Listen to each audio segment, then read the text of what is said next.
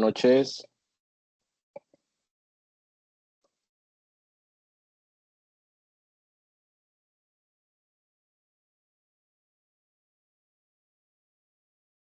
Permítame, ahorita ya vamos a comenzar.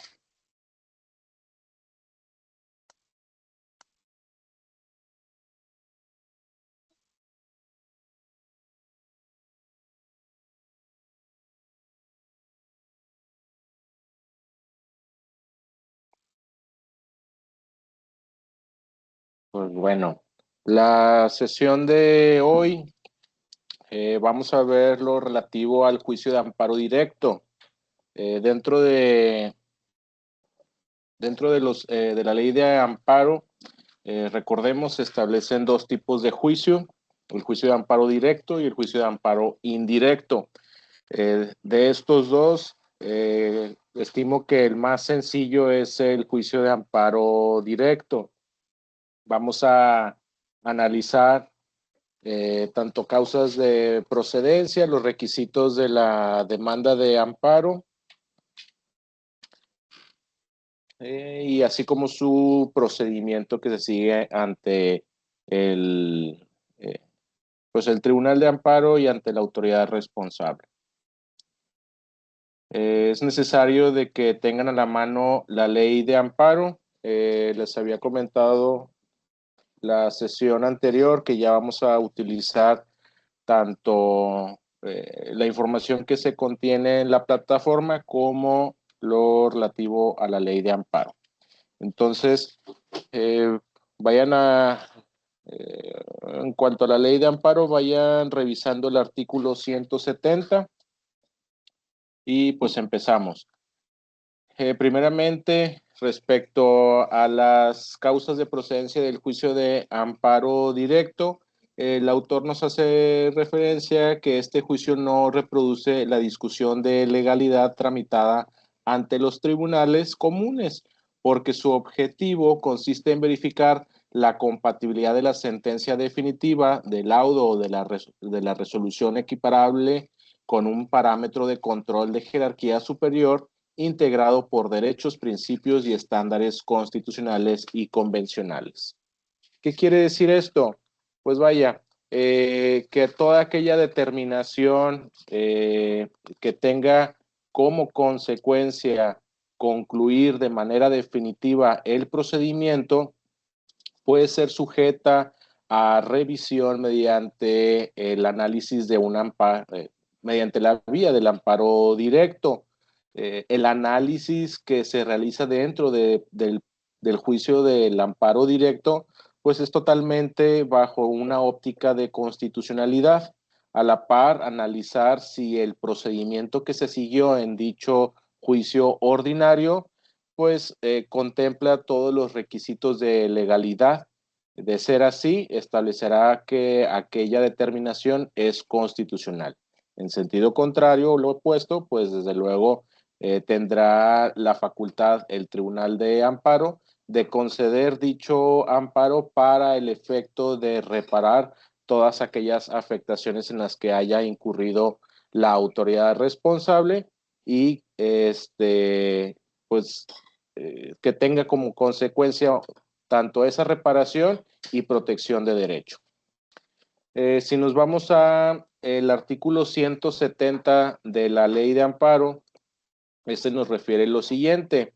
Este se contiene principalmente en el apartado de procedencia y nos refiere que el juicio de amparo directo procede. La fracción primera refiere contra sentencias definitivas, laudos y resoluciones.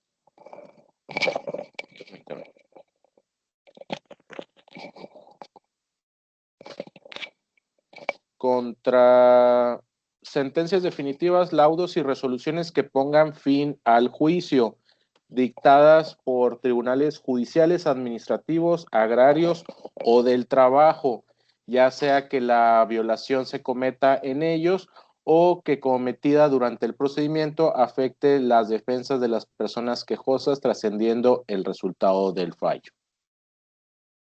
Se entenderá por sentencia definitiva o laudo los que decidan el juicio en lo principal, es decir, los que den por concluido ya el procedimiento, por resoluciones que pongan fin al juicio, las que sin decidirlo en lo principal lo den por concluido. En materia penal, las sentencias condenatorias, absolutorias y de sobreseimiento podrán ser impugnadas por la víctima u personas ofendidas del delito. Para la procedencia del juicio deberán agotarse previamente los recursos ordinarios. Aquí lo que veíamos hace dos clases, esto es en relación al principio de definitividad. Nos dice que debemos de agotar todo aquel recurso ordinario que establezca la ley del cual deriva el procedimiento que se pretende impugnar. Se deberá agotar previamente los recursos ordinarios que se establezcan en la ley de la materia, por virtud de los cuales aquellas sentencias definitivas o laudos y resoluciones puedan ser modificados o revocados, salvo el caso en que la ley permita la renuncia de los recursos. Continúa refiriéndonos esta fracción que cuando dentro del juicio surjan cuestiones sobre constitucionalidad de normas generales que sean de reparación posible por no afectar derechos sustantivos ni constituir violaciones procesales relevantes, solo podrán hacerse valer en el amparo directo que proceda contra la resolución definitiva. Para efecto de esta ley, el juicio se inicia con la presentación de la demanda. En materia penal, el proceso comienza con la audiencia inicial ante el juez o juez o jueza de control. Fracción segunda, contra las sentencias definitivas y resoluciones que pongan fin al juicio dictadas por tribunales de lo contencioso administrativo, cuando éstas sean favorables a la persona quejosa, para el único efecto de hacer valer conceptos de violación en contra de las normas generales aplicadas. Entonces hace la diferencia de las sentencias definitivas por materia.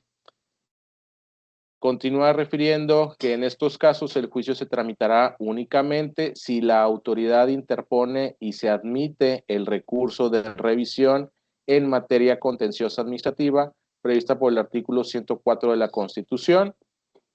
El Tribunal Colegiado de Circuito resolverá primero lo relativo al recurso de revisión del contencioso administrativo y únicamente en el caso de que éste sea considerado procedente y fundado, se abocará al estudio de las cuestiones de constitucionalidad planteadas en el juicio de amparo.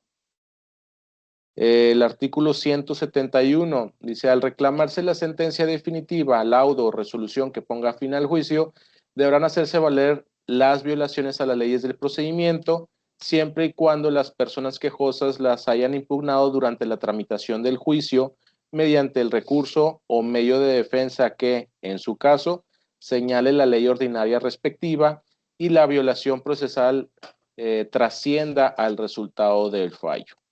Entonces, de estos dos artículos podemos advertir en qué casos procede el juicio de amparo directo. Nos hace referencia la división de materias y que es exclusivamente ante en contra de las sentencias que pongan fin al procedimiento o las sentencias definitivas.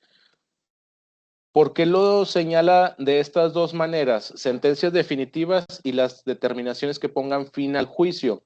Pues vaya, hay materias que no tienen recursos ordinarios y hace la diferencia de que las sentencias definitivas son aquellas que la sentencia de primera instancia fue impugnada, aquella sentencia de segunda instancia o de la apelación constituye la denominación de una sentencia definitiva, mientras que en las materias en las que no se establece un recurso ordinario para su impugnación, se les determinará como determinaciones que ponen fin al procedimiento.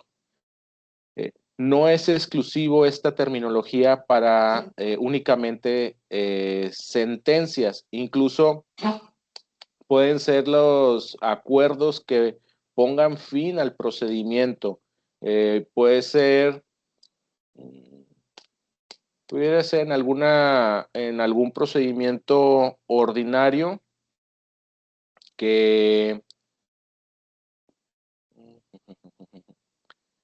por ejemplo, en materia penal, si la determinación en un procedimiento penal se acepta su responsabilidad mediante un procedimiento abreviado, pues esa determinación pone fin al juicio respecto del delito y la responsabilidad. Solamente puede ser impugnado mediante el recurso de apelación los temas relativos a la reparación del daño. Entonces, este primer apartado del delito y responsabilidad ha puesto fin al juicio, no puede ser impugnado mediante el recurso de apelación porque una de las condiciones para arribar al procedimiento abreviado es aceptar la responsabilidad. De ahí que sería incompatible presentar un recurso de apelación porque este surge ante la inconformidad de las determinaciones. Entonces, pudiéramos decir de un inicio que las determinaciones en cuanto al procedimiento abreviado en materia penal pone fin al juicio y de manera directa pudiéramos ir al amparo directo. Eso para hacer un ejemplo sencillo. Obviamente requiere de más análisis para determinar caso por caso si se constituye la procedencia de un amparo directo. Después nos hace mención, en la procedencia del amparo nos hace mención de qué forma se debe de hacer la redacción de los conceptos de violación en la demanda de este juicio. Y nos hace referencia que debe de seguirse un orden. Por ejemplo, en todas las materias, con excepción a la materia penal, se deben de impugnar durante todo tu procedimiento ordinario. Si surge una violación al procedimiento, cada violación deberá de ser impugnada mediante el recurso ordinario que establezca la ley. En contra, pudiéramos decir que en un procedimiento en el cual no se permitió el ofrecimiento de prueba, es una violación al procedimiento. Esa determinación que impidió el ofrecimiento de prueba tendrá que ser impugnado por el recurso ordinario. Supongamos que es el recurso de apelación.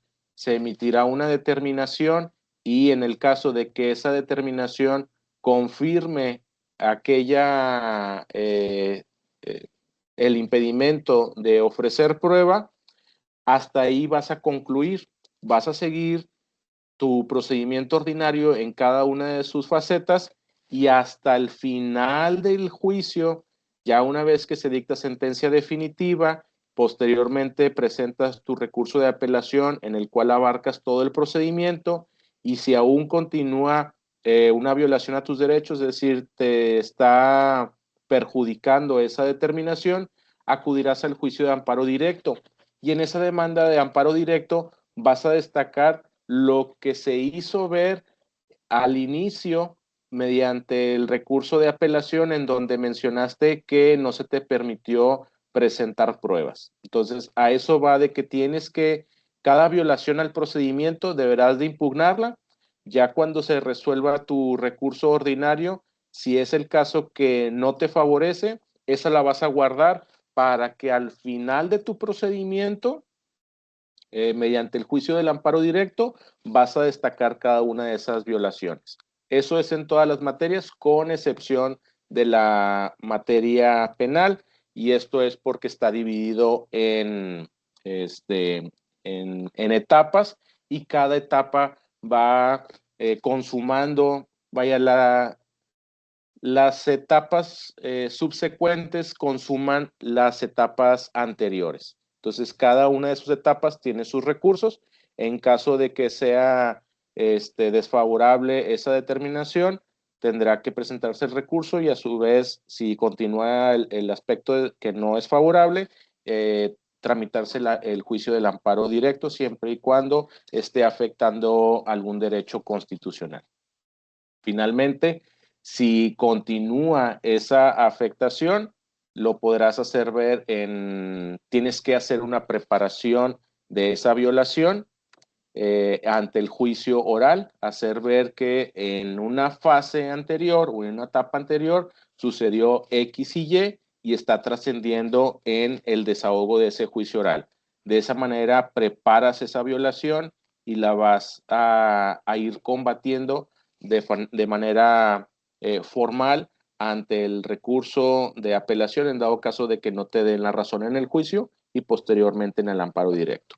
Es decir, todo esto da cuenta de que todas las violaciones que acontezcan en un procedimiento deben de ser abordadas por los recursos ordinarios y finalmente en el amparo directo, siempre y cuando esa afectación sí tenga un impacto en contra de la sentencia.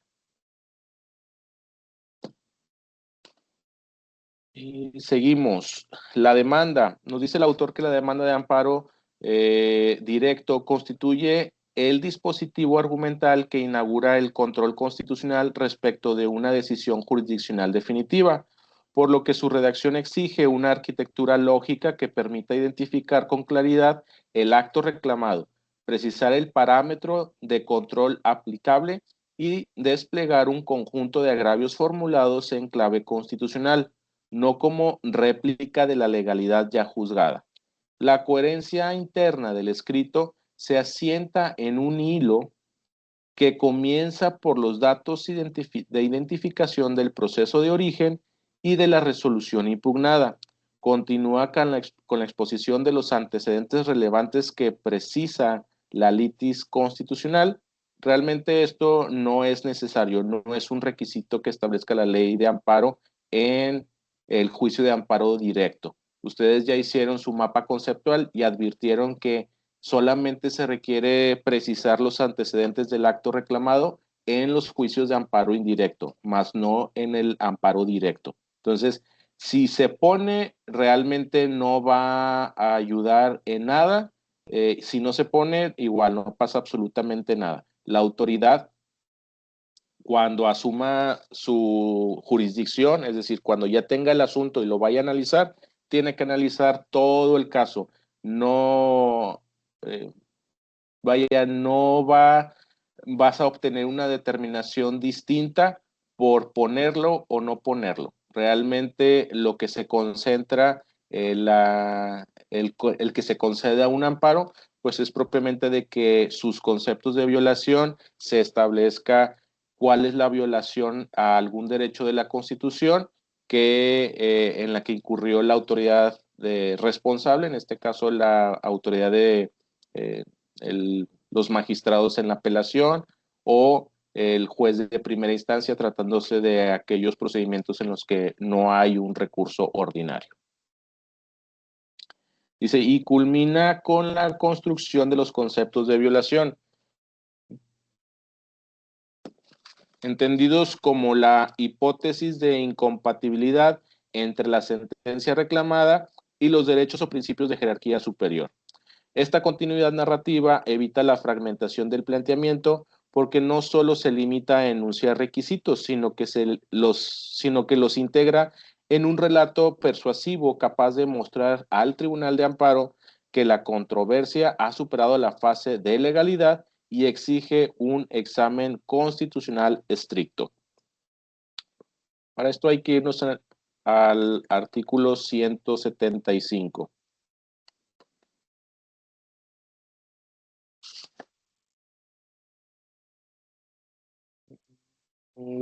Dice el artículo 175, la demanda de amparo directo debe formularse por escrito en el que se expresarán, fracción primera, nombre y domicilio de la persona quejosa y de quien promueve en su nombre. Esta última parte hace referencia a que si ustedes como abogados van a presentar, a promover el juicio de amparo directo, lo pueden hacer en representación de sus clientes. Sin embargo, para que ustedes lo hagan a su nombre, pues es necesario de que esa autorización la hayan tenido desde el procedimiento en el cual Bueno, el procedimiento que se siguió en segunda instancia o ante el juez de la causa que emitió la sentencia definitiva. De no ser así, y ustedes presentar una demanda de amparo alegando o sosteniendo que son los abogados particulares de X y en el procedimiento no se establece esto, eso es comisivo de un delito. Como les decía en la sesión pasada, la ley de amparo en su parte final tiene un apartado de delitos y sanciones administrativas. Son delitos cometidos en el juicio de amparo. Entonces, hay que ser cuidadosos cuando se hace referencia a estos aspectos de sostener algo que no es cierto. El juicio de amparo es un juicio de buena fe. Todo lo que ustedes establezcan se deberá de señalar bajo protesta de decir verdad en la mayoría de los casos. La misma ley de amparo te refiere en qué casos debes de protestarlo bajo decir verdad.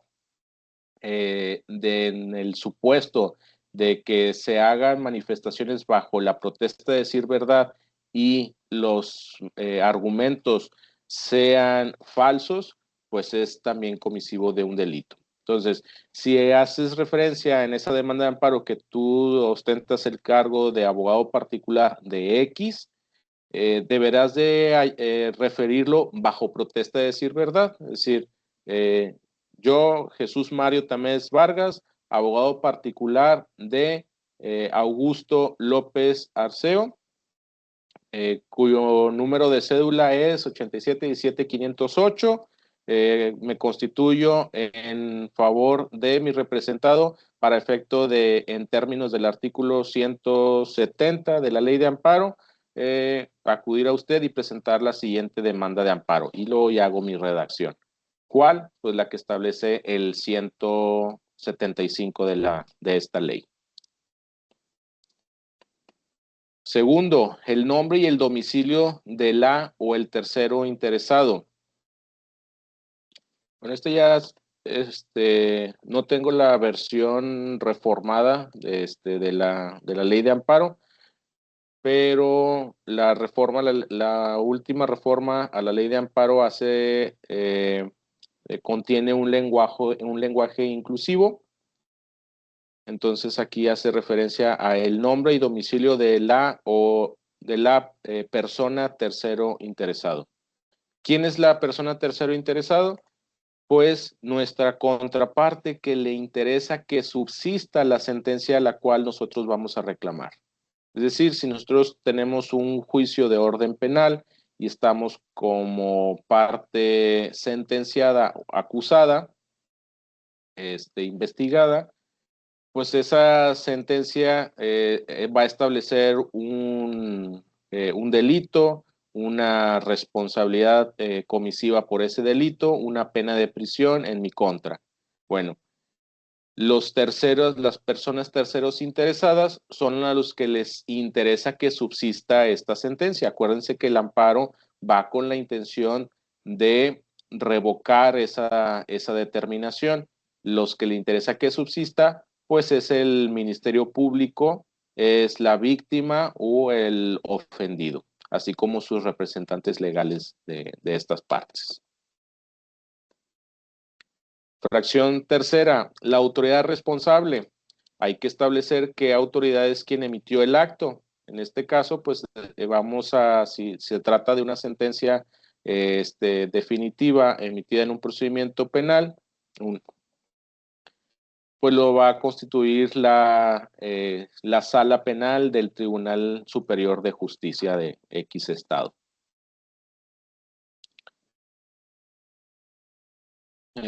Fracción cuarta dice, cuando se impugne la sentencia definitiva, laudo o resolución que haya puesto fin al juicio por estimarse inconstitucional la norma general aplicada, ello será materia únicamente del capítulo de conceptos de violación de la demanda, sin señalar como acto reclamado la norma general, debiéndose llevar a cabo la calificación de estos en la parte considerativa de la sentencia.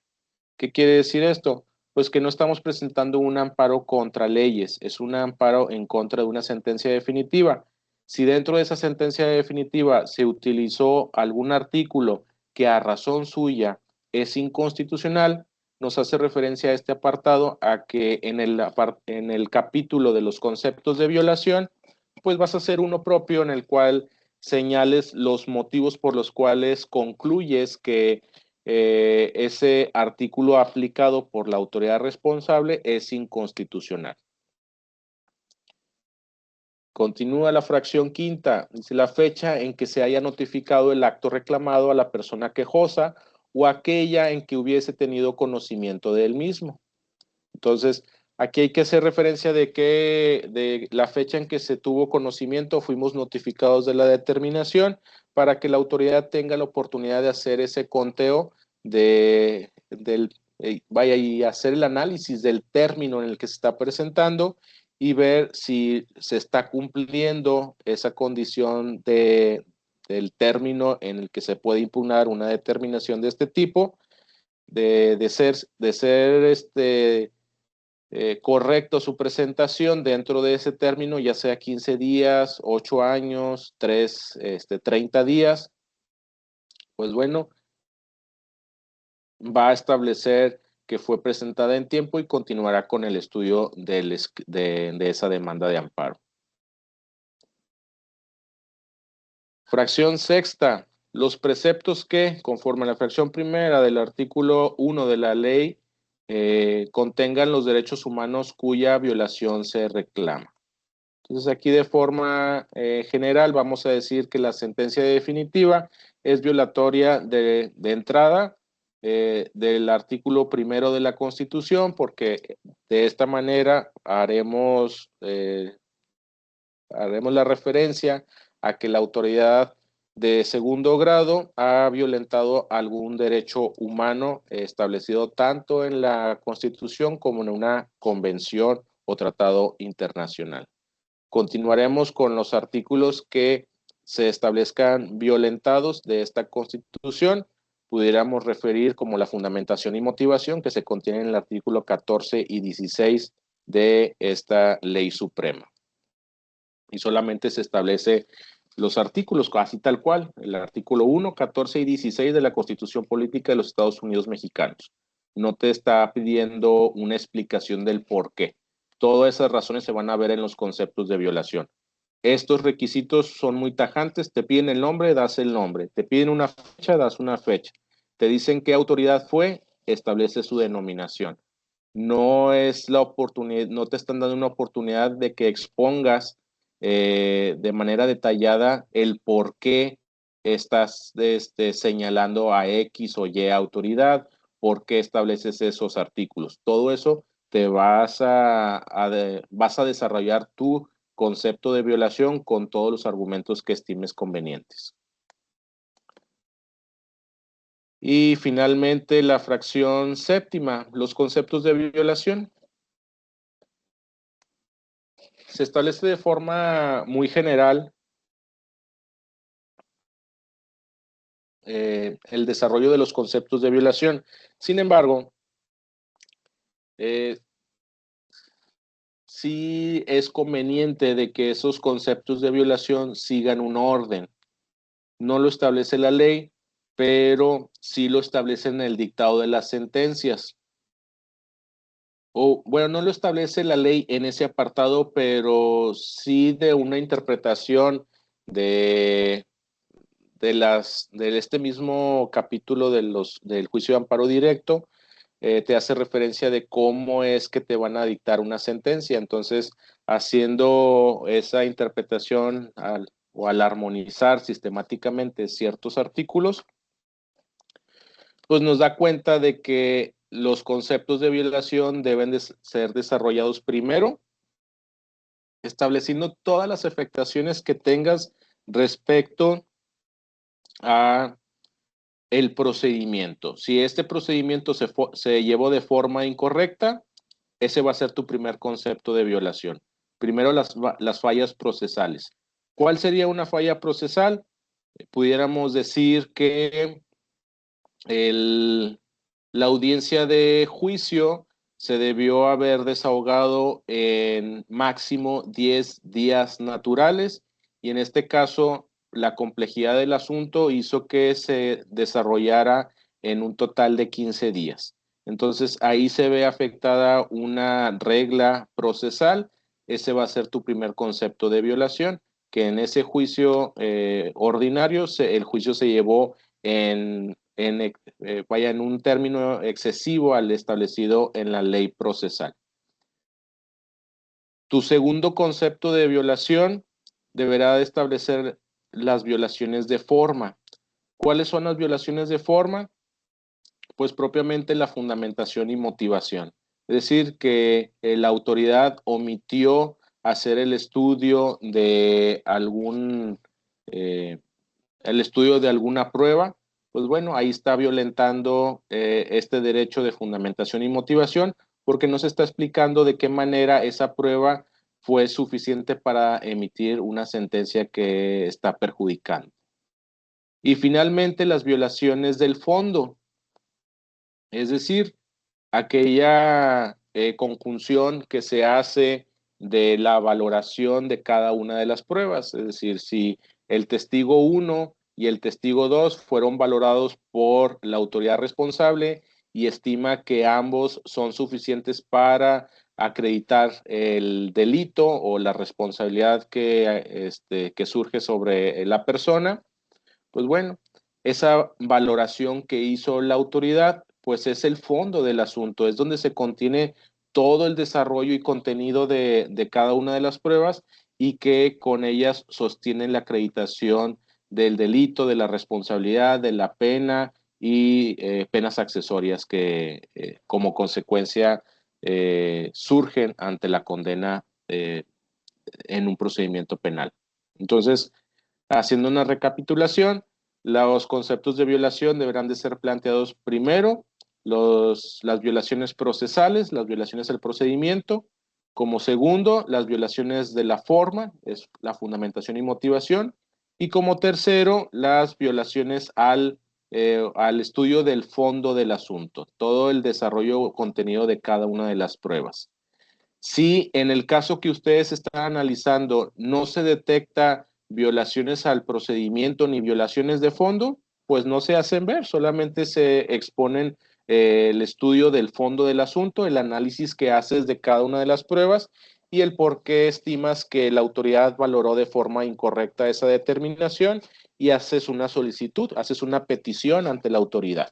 Es decir, no solamente basta con decir de que la prueba 1 y la prueba 2 son suficientes para determinar que no existió el delito o no existió la hipótesis por la cual se inició el procedimiento ordinario, sino que debes de establecer en qué está afectándote, al igual de qué artículo de la Constitución es el que se encuentra violentado, pues de entrada la fundamentación y motivación, porque todos los actos de autoridad emanan de una fundamentación y motivación, entonces de forma sencilla pudieras establecer que se encuentra violentada la fundamentación y motivación porque la autoridad no valoró adecuadamente alguna prueba y terminas solicitando algo. No nada más detectas esa violación al fondo del asunto, a la valoración de la prueba, sino que tienes que hacer una petición.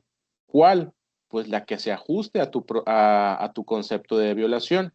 Pudiera ser que se solicita la protección y la justicia del amparo para el efecto de que se te conceda en tanto se deje insubsistente la sentencia reclamada y se emita otra en la cual se valore la prueba conforme a los lineamientos establecidos en el concepto de violación y se emita una determinación ajustada a derecho. Digo, de forma genérica pudiera ser eso. Y pues bien, estos son los requisitos que se establece para la presentación de una demanda de amparo directo. Posteriormente, ya una vez que tienes tu demanda de amparo directo y que ya ha sido recabada la firma, esta demanda de amparo directo deberá de ser presentada ante la autoridad que emitió la sentencia que estás reclamando. Es decir, si la sentencia la emite el magistrado de la sala del Tribunal Superior de Justicia, tú vas a tener que ir con tu demanda de amparo, presentársela ante esa autoridad. ¿Qué es lo que debe de contener esa demanda de amparo? Pues una copia para cada una de las partes que intervienen en el juicio de amparo. En el juicio de amparo directo intervienen las siguientes autoridades. Primero, la autoridad responsable, para ello se le va a entregar una copia.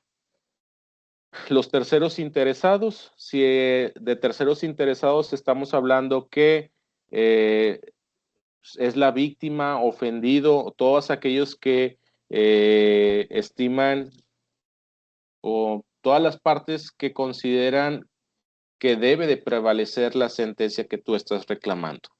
En este caso, si tratamos de materia penal, pues será el Ministerio Público, la víctima, ofendido, el asesor jurídico, representantes de menores, todos aquellos que hayan comparecido en el juicio, aduciendo algún derecho.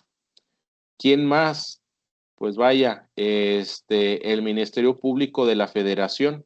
Este Ministerio Público hay en cada tribunal o juzgado de distrito, hay un Ministerio Público Federal adscrito y lo que se encarga es de velar que el procedimiento del amparo esté cumpliendo toda su legalidad, es decir, que cumpla con todo ese procedimiento que establece la ley de amparo.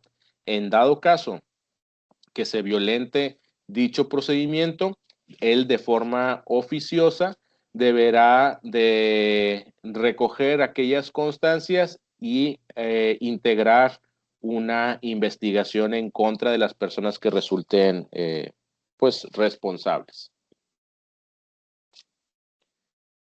Nos refiere la doctrina, dice, el conjunto de acuerdos que siguen a la presentación de la demanda de amparo directo cumple una función de depuración y de encuadre constitucional del proceso, porque desde ese primer contacto el órgano revisor decide si la solicitud merece abrir el cauce de control, si conviene prevenir para corregir deficiencias formales que impedirán el examen de fondo, o si comprende desechar por una causal nítida de improcedencia. Bueno, estos acuerdos los hace propiamente el Tribunal de Amparo. Pero una vez que tú llegas con tu demanda de amparo y con todas tus copias ante la autoridad responsable, lo presentas y esta autoridad responsable tiene que certificar esa demanda de amparo. Hace una certificación en la cual establece en qué fecha se presentó la demanda, en contra de qué actos está presentando dicha demanda. Viene de forma oficiosa un tema de suspensión para el efecto de que no se ejecute esa determinación. Deberá de rendir un informe justificado en el cual haga referencia de si es cierto o no es cierto el acto reclamado, establecer una síntesis de ese procedimiento penal del cual se está impugnando mediante la vía del amparo directo, y deberá de allegar las constancias de notificación que realice esta autoridad, la sala superior, respecto de esa demanda de amparo a todas las partes. Es decir, el actuario de la segunda instancia deberá de notificarle a todas las partes que se ha presentado una demanda de amparo por parte de X persona y se deberá de entregar aquel ejemplar que se presentó por la parte quejosa al momento de entregarla ante la autoridad. Además, deberá de hacer una recopilación de todo el expediente o carpeta que sea que surja en el acto reclamado, y ya una vez reunido todo este paquete, lo deberá de enviar al tribunal colegiado para que ellos se pronuncien respecto de la admisión o desechamiento de esa demanda de amparo directo. Todo esto lo vemos en el artículo 178. Bien recuerdo. Sí. Dice, dentro del plazo de 5 días contados a partir del día siguiente al de la presentación de la demanda, la autoridad responsable que emitió el acto reclamado deberá, y es lo que hago de referencia, la certificación al pie de la demanda, de la fecha de la notificación a la persona quejosa, de la resolución reclamada, la de su presentación y los días inhábiles que mediaron entre ambas fechas. Nos dice el 179.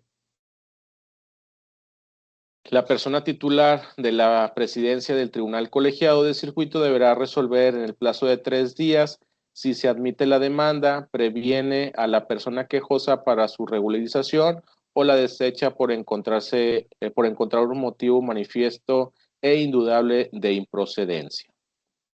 Entonces, ya una vez que la autoridad recibe, en este caso la autoridad de amparo, el Tribunal Colegiado, que recibe esta demanda de amparo en conjunto con todo el paquete que ha enviado la Sala Superior, pues se va a pronunciar sobre esta admisión, desechamiento o prevención.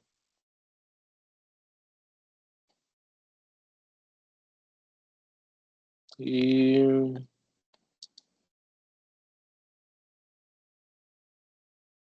el artículo 190 nos hace referencia de la suspensión.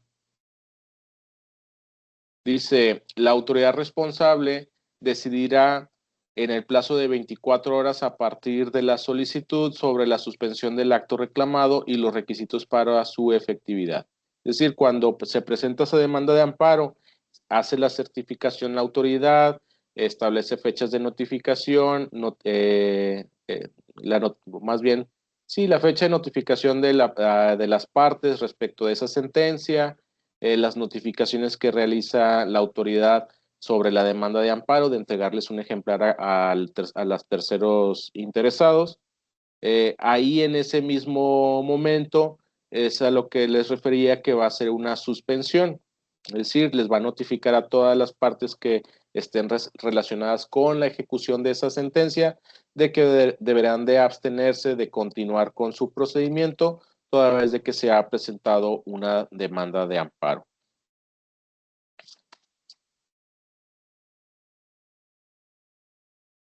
Y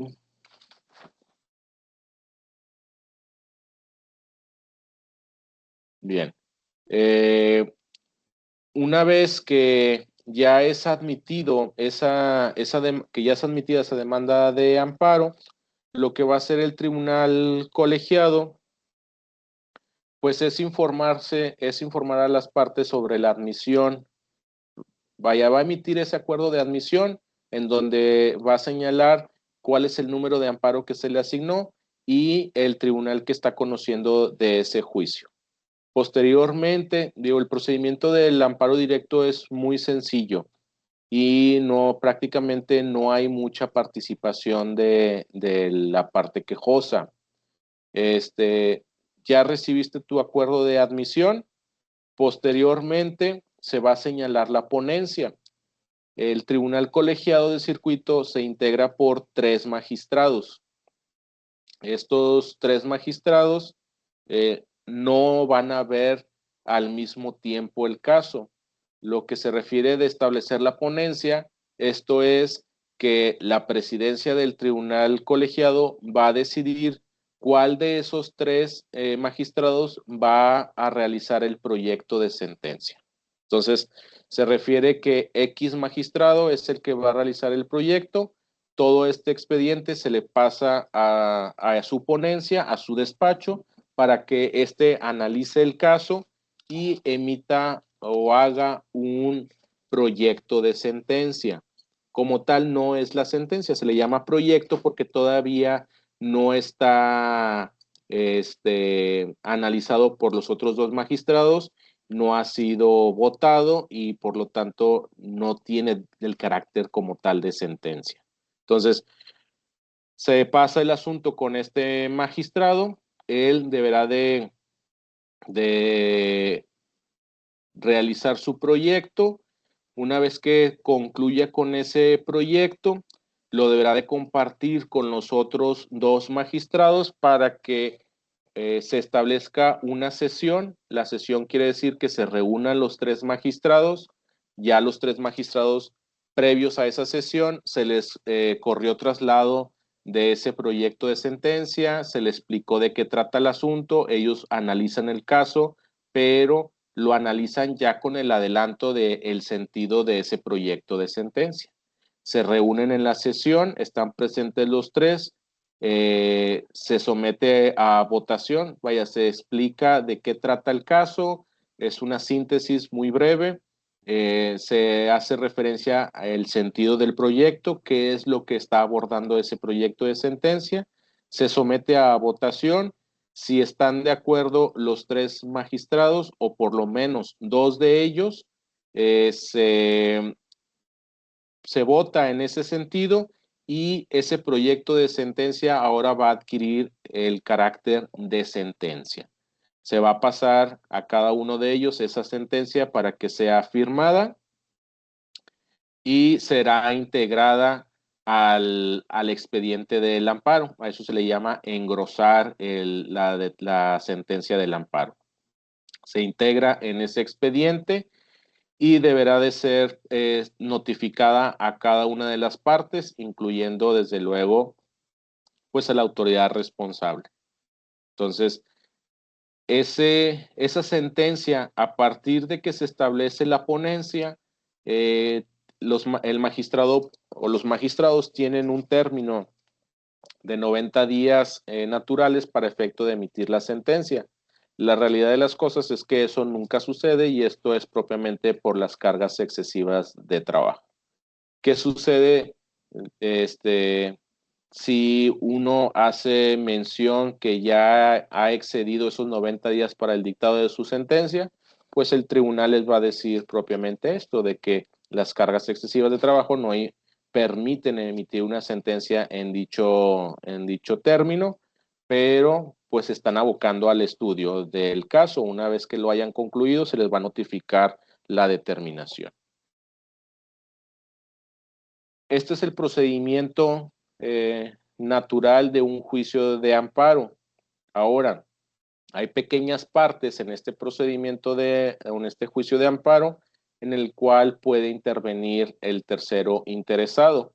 Es decir, cuando ya está el asunto ante el tribunal de amparo, el tribunal colegiado, y al inicio se le hace la notificación de que se ha admitido esa demanda de amparo, el tercero interesado tiene un término de 15 días para efecto de presentar su amparo adhesivo. ¿Qué quiere decir el amparo adhesivo? Pues vaya, es presentar una demanda de amparo, pero no inconformándose propiamente de la demanda de amparo que presentó el quejoso, sino es alegar respecto de la sentencia que a esta parte le está favoreciendo, pero se concreta en establecer que a pesar de que le favorece, hubo pruebas que no fueron analizadas y que deberán de ser vistas por el Tribunal de Amparo para fortalecer la sentencia que a los terceros interesados les está favoreciendo. Entonces, el procedimiento del amparo se va a ir por la demanda principal de la parte quejosa. En este caso, si estamos en el ejemplo de una parte condenada, una vez que ya se admite el amparo, los terceros interesados, que es la víctima, ofendido, Ministerio Público, podrán presentar un amparo adhesivo, un amparo directo adhesivo, en el cual están a favor de esa sentencia que tienen emitida, pero en contra de que no se analizó el total de las pruebas, entonces piden que se analicen esas pruebas faltantes para darle mayor soporte a una sentencia. Una vez reunidas estas 2 demandas de amparo en un solo juicio, va a iniciar o va a continuar el procedimiento como les he dicho. Establecer la ponencia, emitir un proyecto de resolución o de sentencia, votarlo y dictar la determinación. Una vez que se dicta la sentencia del amparo, esta deberá de ser, si es el caso que se concede el amparo, deberá de ser notificada a la autoridad responsable para que ésta cumpla con los lineamientos que refirió aquella sentencia. Se le va a dar un término de 5 días para que dicte una nueva determinación, la autoridad de segundo grado. Ya una vez que se ha emitido esa nueva sentencia, eh, se le va a la autoridad de segundo grado, el magistrado de la apelación, le va a notificar a los magistrados del amparo que ya él ya cumplió la sentencia en los términos que le han referido. El tribunal de amparo nos va a dar un ejemplar de esa sentencia y nos va a decir si nosotros estamos de acuerdo en esa determinación respecto a que si esa sentencia la sentencia del amparo se cumplió de forma correcta. Entonces, hasta ahí es la participación de la parte quejosa y concluye el procedimiento del amparo cuando el tribunal de amparo, el tribunal colegiado, hace referencia de que esa sentencia de amparo ha sido cumplida de forma satisfactoria. Entonces ya tienes una terminación de tu amparo directo y lograste que la autoridad de segundo grado, la autoridad de la apelación, haya modificado una sentencia. Ante esa sentencia, ya ante esa sentencia del amparo, ya no se puede hacer nada, ahí es donde concluye el procedimiento, esa es la regla general. Sin embargo, cada regla general tiene una excepción. Recordemos, existen recursos en el juicio de amparo. El recurso que recae sobre una sentencia negada en el juicio de amparo directo es el recurso de revisión, pero este se presenta de forma excepcional. ¿Cuándo se va a poder presentar? Únicamente cuando en tu demanda de amparo directo hayas hecho ver un concepto de violación que analice o que establezcas que algún artículo utilizado en esa sentencia de la apelación es inconstitucional y expongas tus razonamientos. Al momento de que se resuelve el amparo, si te niegan ese concepto de violación, refiriéndote que no es cierto que sea inconstitucional, pues hacen referencia que es constitucional por A, B, C y D. Bueno, en contra de ese argumento, tú podrás presentar un recurso de revisión. El recurso de revisión se presenta dentro de los 10 días siguientes a la notificación de esa sentencia de amparo.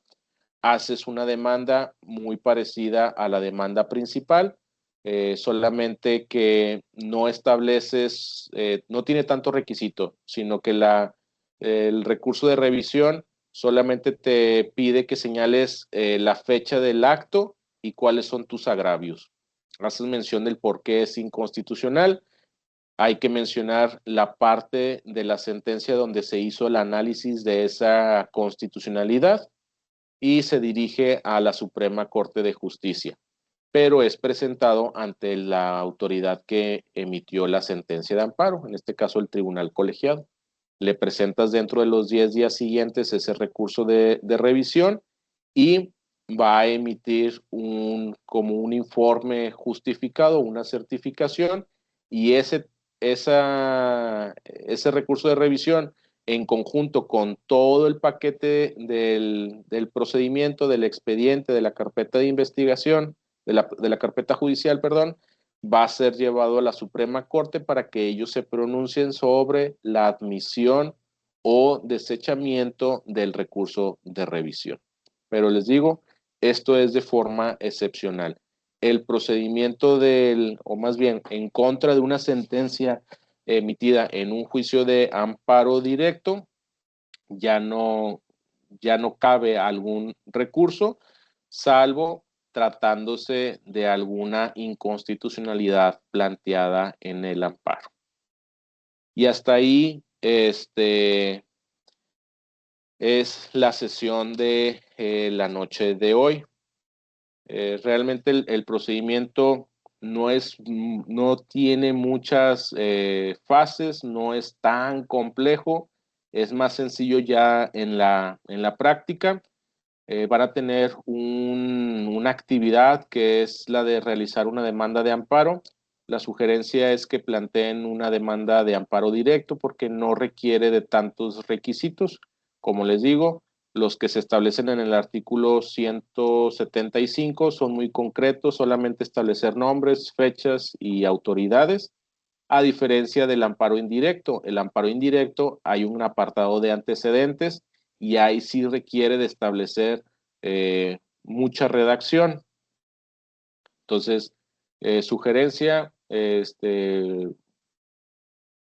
háganse de una sentencia, pueden descargar alguna sentencia definitiva en internet y en base a eso realizar una demanda de amparo directo. Esa es una opción que les doy, pero están las dos oportunidades, presentar una demanda de amparo directo o indirecto.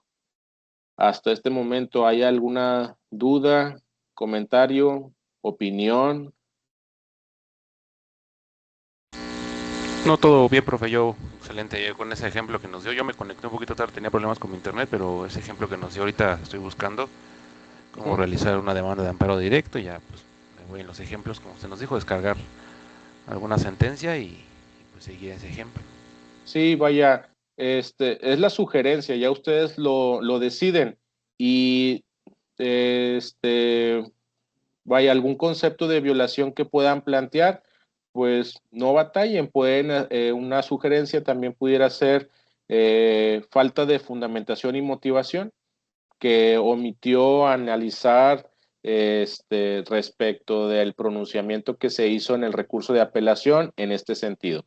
Es decir, en el recurso de apelación se planteó A, B, C, D y la autoridad solamente se pronunció sobre B, C y D. Es decir, no dio contestación al argumento establecido en el punto A. Por lo tanto, hay una violación al principio de fundamentación y motivación que se contiene en el artículo 14 y 16. Busquen criterios, métanse a la página del semanario, busquen ahí fundamentación y motivación, váyanse a los criterios de hace, digo, los más comunes son los que surgieron hace 10 años aproximadamente, donde hacen una explicación de qué es la fundamentación y motivación, cuál es el efecto de una violación a la fundamentación y motivación. Planteen esa tesis o esa jurisprudencia y al final hagan su petición. Pues, ¿cuál sería su petición?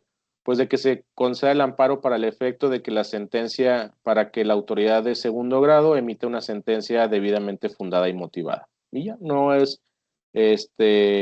no necesariamente debe ser un asunto muy complejo, solamente es para que se vayan acoplando a pues a litigar este tipo de juicios, que sepan cómo se desarrolla una demanda de amparo y que se le pierda de alguna manera el miedo de formularla. Pues bien, hasta aquí es el tema de esta noche. Si no hay algún comentario, opinión, si todo ha quedado claro, pues damos por terminada la sesión de esta noche y si Dios quiere nos vemos el miércoles de la próxima semana. ¿Les parece?